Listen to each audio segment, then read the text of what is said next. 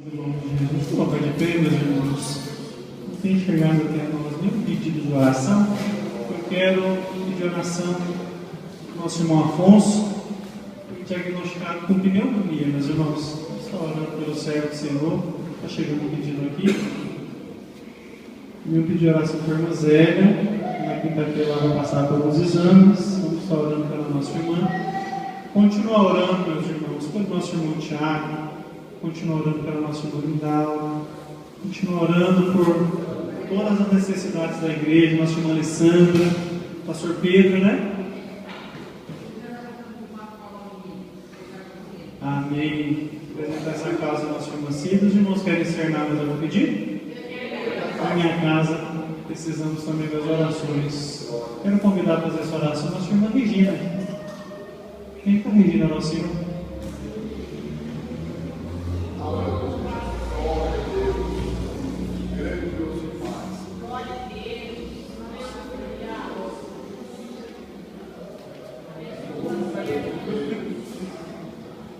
Salve de irmão com a paz do Senhor. Amém. Oremos.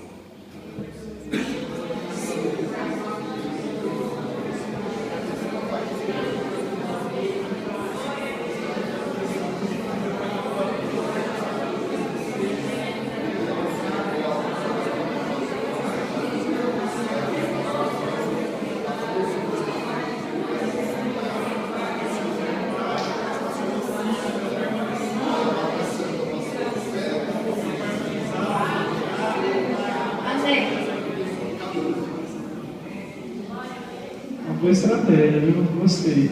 Os irmãos podem tomar os seus assentos em nome de Jesus. Quero convidar a todos que abram as suas Bíblias na carta de Paulo aos Coríntios, capítulo de número 10. Nós vamos dar uma passadinha bem rapidinha aqui nos últimos versículos do capítulo 10 e depois tenho a intenção de meditar aqui no capítulo 11 até o versículo de número 16. Louvado seja o nome de Jesus. 1 Coríntios, capítulo 10, a partir do verso de número 31. Todos os irmãos encontraram? A palavra do Senhor nos diz assim: portanto, quer comais, quer bebais, ou façais outra qualquer coisa, fazei tudo para a glória de Deus. Portai-vos de modo de que não deis escândalo, nem aos judeus, nem aos gregos, nem à igreja de Deus. Como também eu em tudo agrado a todos, não buscando o meu próprio proveito, mas o de muitos, para que assim se possam salvar. Meus irmãos, essa foi a última parte do capítulo 10 que eu não consegui concluir na terça-feira passada. E esse é o princípio, meus irmãos, principal para nós entendermos quais são os limites da nossa liberdade em Cristo Jesus. Quantas pessoas livres em Cristo eu tenho aqui podem glorificar o nome do Senhor Jesus Cristo? Nós somos livres em Cristo. Nós sabemos, somos bem ensinados, liberdade não é libertinagem. Liberdade não é eu fazer o que eu quero, é eu fazer o que Cristo quer que eu faça. É ter poder para agir da maneira que agrada a Cristo. E a maneira mais correta e bíblica de nós avaliarmos os limites da nossa liberdade cristã está aqui nesses últimos versos. Nós precisamos, quer comendo, quer bebendo, ou fazendo qualquer outra coisa, fazer tudo para a glória de Deus. A nossa meta de vida, o nosso objetivo deve ser viver para a glória de Deus, para a glória do nosso Senhor. Então, meus irmãos, isso vai muito além das regrinhas. Isso vai muito além do pode, não pode, devo, não devo. Isso é um princípio de vida. Nós precisamos ter essa atitude de reflexão. Esse meu comportamento glorifica a Deus ou não? Essa minha maneira de falar glorifica a Deus ou não? Essa minha maneira de vestir glorifica a Deus ou não? Essas pessoas que eu convivo com elas estão me levando a glorificar a Deus ou me afastar dele? Essa deve ser a meta nossa, o questionamento nosso em todos os aspectos a gente observa que às vezes nós temos uma facilidade imensa para observar os costumes da igreja, as regras que a igreja tem, só que a gente falha às vezes em aspectos que os costumes não abordam. Então, por exemplo, nós conhecemos irmãos aí, que você olha para ele, a maneira de trajar, até de falar, até de comportar, você fala, é crente. Só que você vai ver que é uma pessoa invejosa, uma pessoa pirracenta, uma pessoa carrancuda. E aí você faz o questionamento, esse comportamento glorifica a Deus? Não glorifica. Então, antes de se preocupar com o exterior, ele deveria verificar que dentro dele há um comportamento que ofende a santidade de Deus. Então nós precisamos, irmãos, ter essa reflexão na nossa vida, porque isso que vai definir o quão próximo de Jesus a gente está. E o nosso objetivo como discípulo é ter essa intimidade com Jesus Cristo, é conhecer o Salvador, é não ter Jesus apenas como algo que a gente conhece, mas como alguém com quem a gente se relaciona. Eu falo com ele, ele me responde, eu sinto a presença dele, ele mostra o poder dele na minha vida. Esse tem que ser o nosso objetivo. E isso, meus irmãos, regras não são suficientes para nos dar isso. Nós precisamos realmente começar a fazer esse questionamento. Essa minha postura glorifica a Deus? Essa minha postura agrada o Senhor? Vocês se lembram? Os irmãos antigos aqui sabem. Nossos pastores nos ensinaram a agradar a Deus. Quantas pregações nós não ouvimos no começo da nossa conversão sobre agradar o Senhor, agradar a Deus? E eles pregavam incisivamente. Será que isso agrada a Deus? E era exatamente isso que eles estavam dizendo: glorificar a Deus e agradá-lo. E eu tenho que me perguntar diariamente: isso agrada o Senhor? Irmãos, eu vejo que hoje nós temos muitas vezes coado mosquito e engolido camelo. E a gente precisa deixar o Espírito Santo nos ensinar a viver uma vida como verdadeiros discípulos do Senhor Jesus Cristo.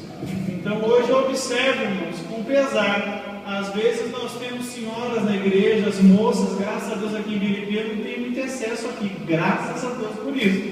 Mas às vezes a gente vê pessoas que você olha por fora, nossa, tem um comportamento assim por fora que não deve falar. Mas dentro de casa, assiste todas as novelas, aqueles lixos. A televisão fica ligada o dia inteiro, não tem um segundo para ler a palavra de Deus, não ora. É Facebook até 2 horas da manhã e nem lembra de falar com Jesus. Então essa religião não está funcionando. Era melhor que fosse talvez até não tão rígida em algumas coisas, mas estivesse lendo a Bíblia, orando, evangelizando, fazendo visita, estendendo a mão. Então a gente tem que tomar cuidado para não voar mosquito, né? Ser tão rígido em algumas coisas, mas engolir o camelo, reduzir a nossa vida cristã a frequentar os cultos. Não, a gente tem que falar língua estranha dentro de casa. Aleluia! A gente tem que dentro de casa orar e ver o adversário sair de dentro do nosso lar. Os nossos vizinhos têm que nos chamar, pedindo oração para a gente, porque sabe que na nossa vida é visível a presença de Deus. Aleluia! Na nossa casa tem que ter harmonia, tem que ter paz, não pode panelas casando a semana toda, não. Deus tem que estar lá dentro. Não adianta, irmão, na igreja a gente ser aquela pessoa 100%, mas fora da igreja é um desonesto, falador, encrenqueiro, não está servindo essa religião. Então diga para esse irmão que está do seu lado: irmão, a gente tem que viver para a glória do Senhor. Diga isso para ele. Isso envolve tudo. Se a sua vida cristã só se resume a 3 cultos semanais, e na semana de ser a 4, você é o mais infeliz dos crentes. A gente tem que experimentar Deus todo dia. Tem que acordar na comunhão. Tem que passar o dia no contato estreito. Tem que terminar o dia podendo falar: eu percebi Deus na minha vida hoje. Glória a Deus! Essa é a vida para a qual Deus chamou a gente. É uma coisa que os irmãos antigos tinham um cuidado tão lindo, né? E hoje em dia a gente é um pouco relaxado com isso. Às vezes nós vemos os irmãos com falhas pequenas, chorando na porta da igreja, porque tinham desagradado a Jesus. E hoje a gente vê gente interesseira, mal educada, faladora aqui dentro, dando glória a Deus, falando línguas. Como se a presença de Deus não fosse absolutamente nada Irmãos, a presença de Deus deve gerar temor na gente. Deus é santo. Os olhos dele são como chama de fogo. Ele está olhando para você agora. Eu vejo, irmão, às vezes no culto, uma conversanhada, uma falação. Eu estou saindo agora, os irmãos sabem, né? Você percebeu que o pastor saiu do culto porque ele viu alguma coisa. E eu estou indo, não sou participando de roda de conversa. Não é? Estou indo atrás, já peguei a irmã aqui no corredor, já peguei o obreiro lá fora. Por quê? Esse ambiente inspira a santidade, meus irmãos. Nós, quando entramos aqui dentro, a gente tem que começar a tremer, porque Deus está na comunhão dos santos. Aleluia! Porque se a gente não tem esse sentimento, a gente está dizendo para Deus que a presença dele é qualquer coisa. É como a presença de um amigo nosso, e não é. Ele é Deus, Ele é Senhor, aleluia! A Bíblia diz que Ele é terrível. Então eu tenho que estar na presença dele com esse sentimento. Por quê? Se há temor na minha alma, eu estou pronto para poder ouvir a voz dele, sentir a presença dele na minha vida.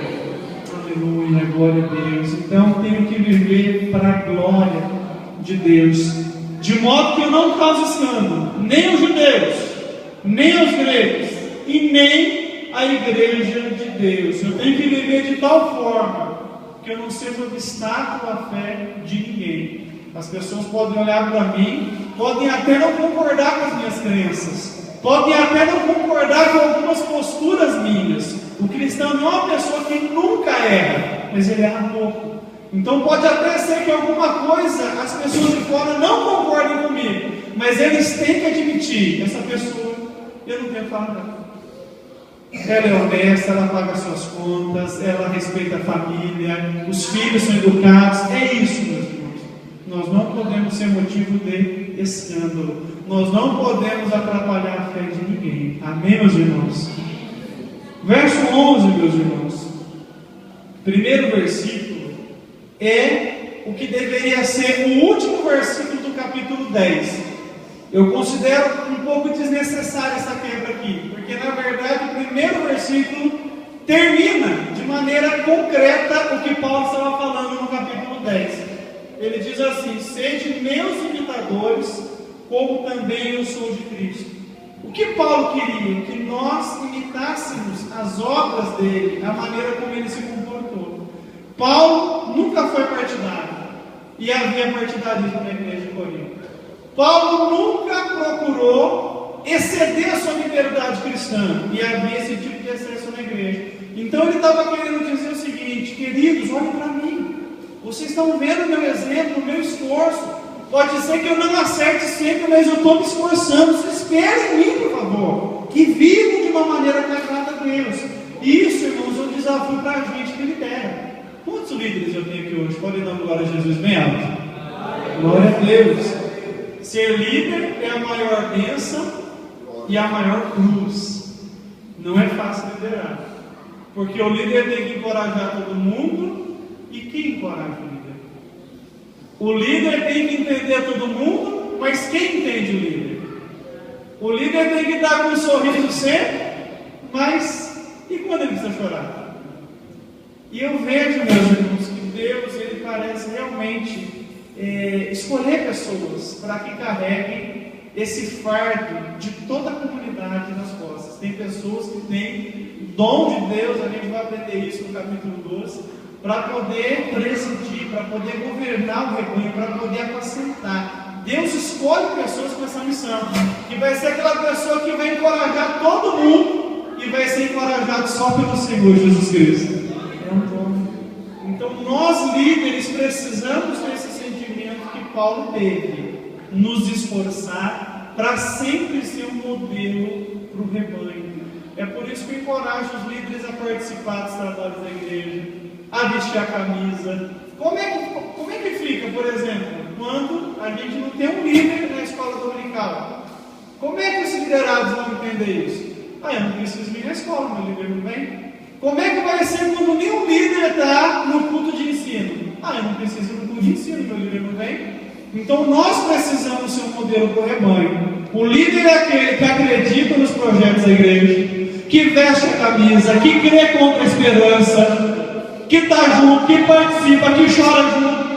O líder é aquele que está disposto a não dar muita opinião, mas colocar a mão no arado sempre, porque ele sabe que o mais importante do que falar é agir, é colocar a mão, aleluia.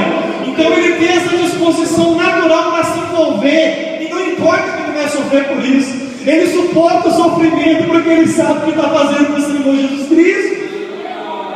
E Deus coloca essa graça em alguns membros do corpo, para que unidos os líderes possam conduzir o rebanho do Senhor Jesus. E nós precisamos ser pessoas que são dignas de serem imitadas. Olhe para a pessoa que está do seu lado e diga assim para ela: você pode ser espelho para alguém? Atenção, ser espelho não é ser perfeito, mas é alguém que está sempre objetivando acertar. O líder erra também, vocês pensam que não? Erra. O líder é de carne e osso como você, tem sentimentos como você, sofre como você, e acredite, ele passa lutas maiores que as suas. Mas Deus capacitou ele a suportar tudo isso por amor de vocês.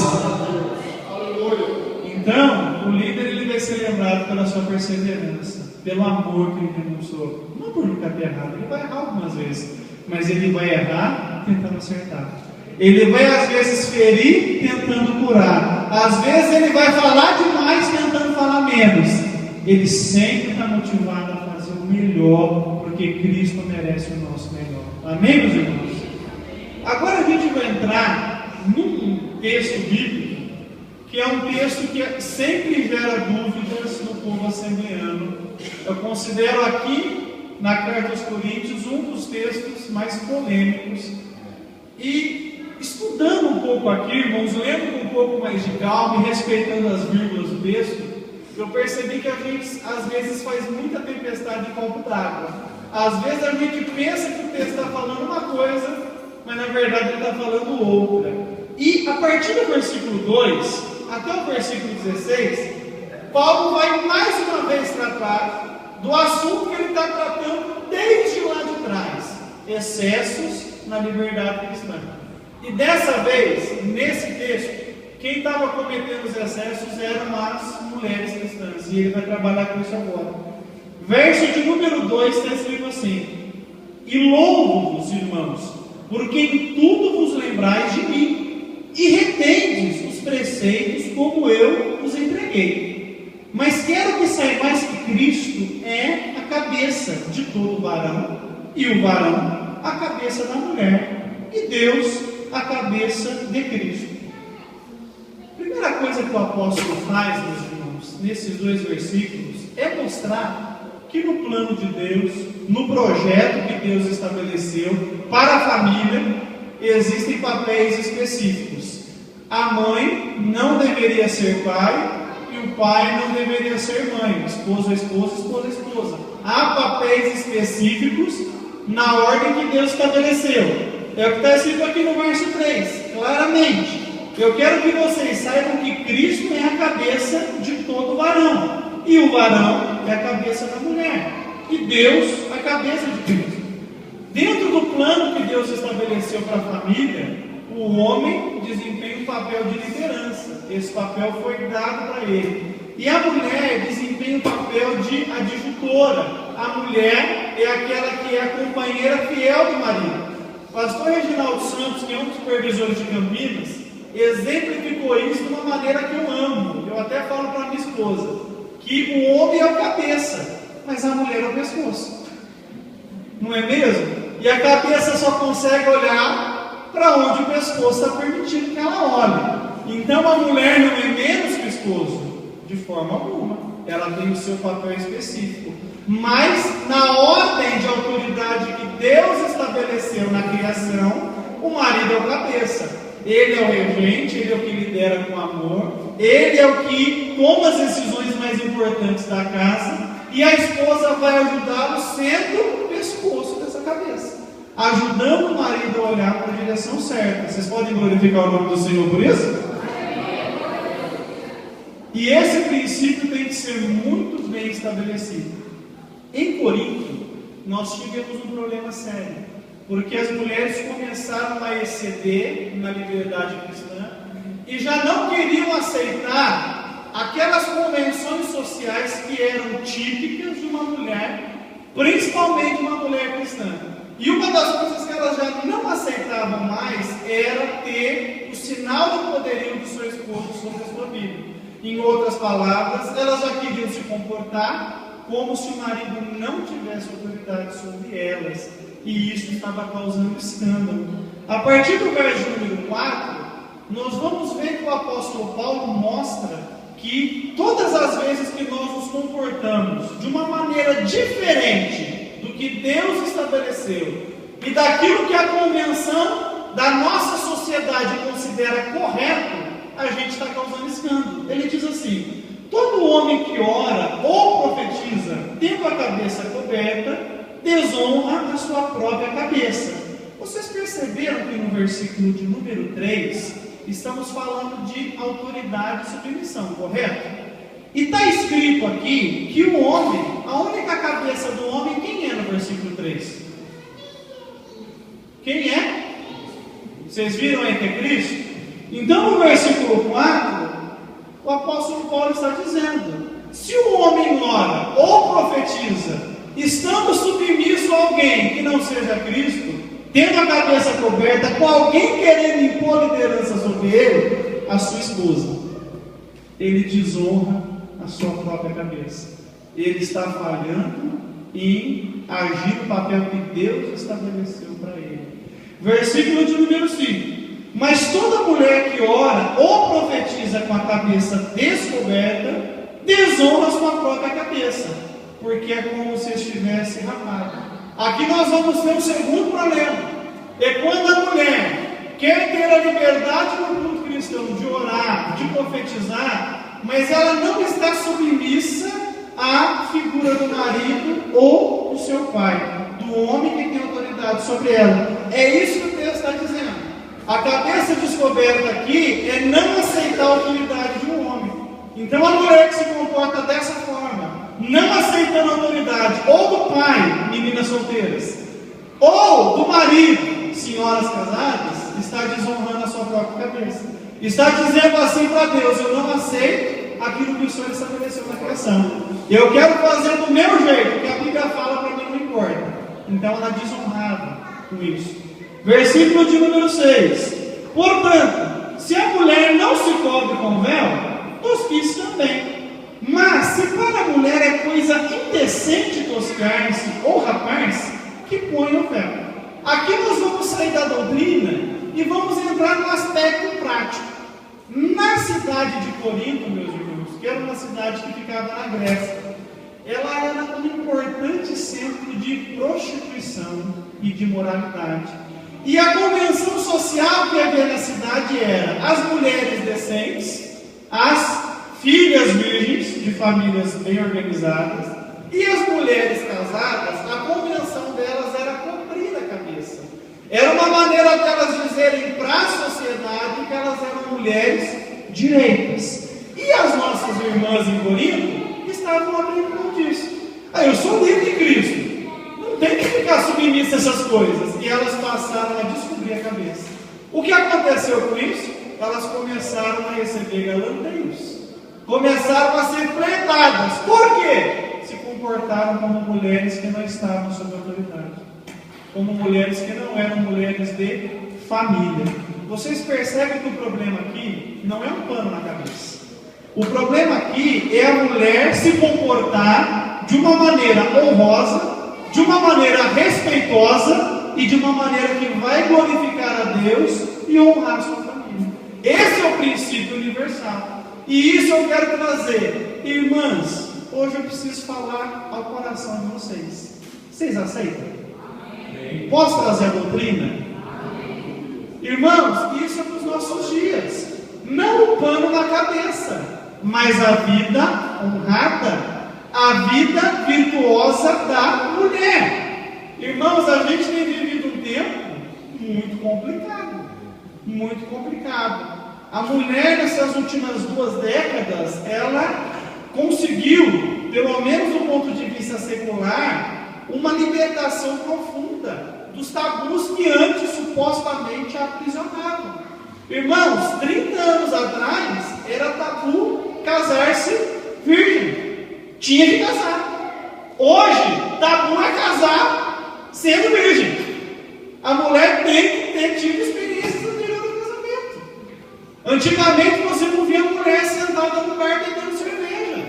Hoje, irmãos, é uma cena horrorosa. Mulheres sentadas no bar como se fosse homem, com 3, 4 garrafas vazias de cerveja na mesa. Quando que a gente via isso antigamente? Não via. A mulher, quando entrava pelo caminho do alcoolismo, ela ficava dentro de casa. Eu convivi com mãe alcoólatra, meus irmãos. A minha mãe foi alcoólatra por décadas. Sofri demais, tendo que ver minha mãe cair no chão. Mas minha mãe nunca bebeu no bar. Nunca bebeu no bar. Hoje, a mulher está dentro do bar. E roupa, irmãos? E roupa? Antigamente, meus irmãos, a mulher, mesmo a mulher que não era da igreja, a roupa era comprida, era uma calça jeans, agarrada, simples, comprida. Hoje, meus irmãos, já não precisava nem ter roupa mais. A roupa é tão curta que a mulher está praticamente nua. E os irmãos sabem qual que é o problema?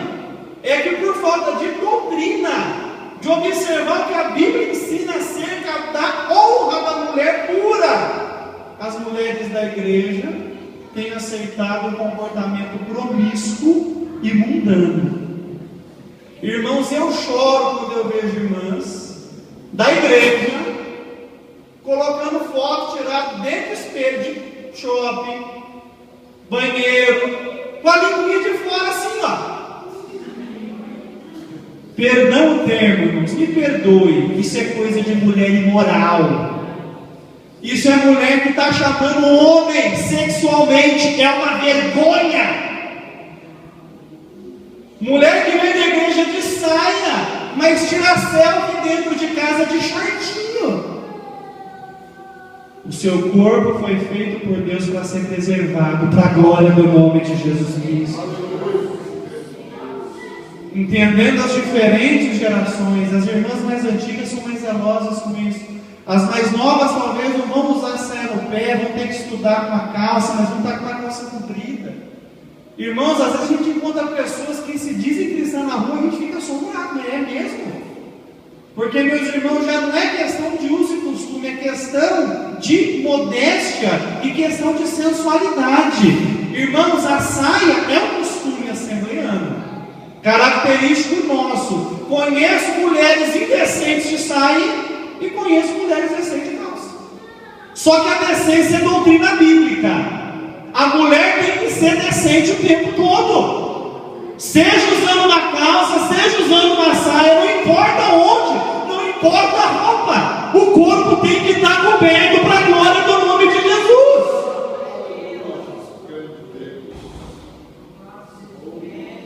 Irmãos, isso é doutrina bíblica. A modéstia, a decência. Isso é doutrina, não importa o tipo de roupa que você está usando. Vou falar com toda sinceridade. Às vezes eu vejo moças aqui com saia de um comprimento tão curtinho que eu preferia que viesse com essa missa. De tão feio que está. O que você está dizendo com isso? Que você não aceita os padrões de pureza que o Evangelho ensina. Que você não ama o seu pai, que com certeza lhe ensinou a decência. E se é mulher casada, que você não ama o seu marido. A irmã Ébida sabe, tem dia que às vezes ela está ali escolhendo a mão para falar, amor, essa não. Essa não, essa não. Amor, boleirinho. Ela sabe. Pega um bolero lá, pelo amor de Deus. Por quê? A gente tem que preservar, meus irmãos. Por quê? Esse corpo que você tem é templo do Espírito Santo de Deus. Aleluia. E as ficadas? O pai e a mãe não ficam sabendo, mas lá na escola tu é falada. Todo mundo sabe, é a crentinha. Como é que fica, irmãos? Como é que fica? Ai, pastor, você está pegando umas coisas pesadas, está parecendo aí de um pastor antigo? Não, eu estou parecendo alguém compromissado com a palavra não muda. Isso é doutrina, não estou ensinando você a andar com o céu no pé, não. Mas se andar, seria melhor do que a roupa que você está usando. Eu estou ensinando você a ser decente em qualquer situação. Para quando você entrar na escola, no trabalho, no shopping, aonde você estiver, quem olhar para você falar é diferente. Eu estou vendo quem Cristo está na sua vida. Outra coisa, irmãos, indecência no namoro. Irmãos, menina crente não senta em cama de namorado, não. Agora senta na cama, tira foto sentadinha no colo. Que negócio é esse? Que negócio é esse? Que comportamento promíscuo é esse? Isso é comportamento para quem está lá fora. Quem é lavado no sangue de Jesus não senta no colo do namorado ou no casamento, não. Promiscuidade. Promiscuidade. A gente está num ponto, meus irmãos, que um dia desses eu vi, para minha vergonha, ex-ovelha, tirando foto no espelho para deixar aqui a mostra. Que é moda, né? Os meninos têm que tirar foto bem pertinho do espelho e o seio fica à mostra. Como é que vai fazer?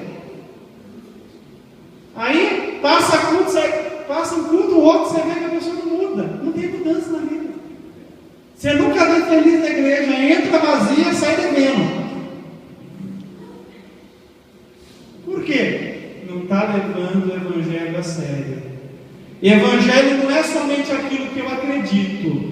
Evangelho é aquilo que eu me torno por aquilo que eu passei a acreditar. Se o evangelho não está afastando você do pecado, dos maus hábitos, de más amizades, de coisas que te afastam de Deus, você não está seguindo Jesus, não.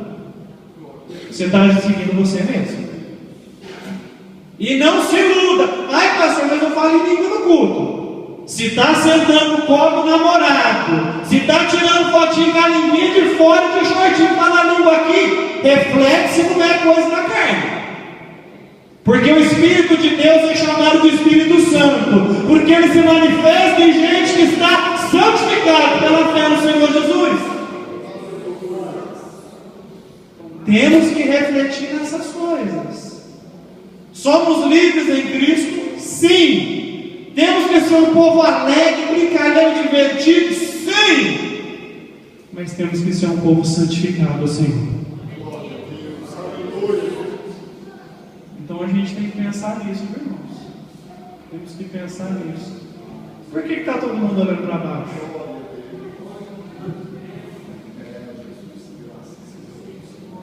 Vai tirar selfiezinha de língua de fora, olha para frente, para ouvir a pregação para baixo?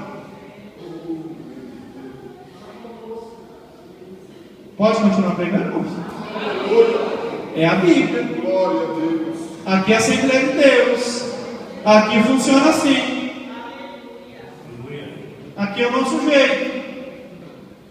Convém santidade na casa do Senhor. A Bíblia fala que a gente é um povo especial, zeloso de boas obras. E glória a Jesus por isso. Então quem é de Jesus é assim.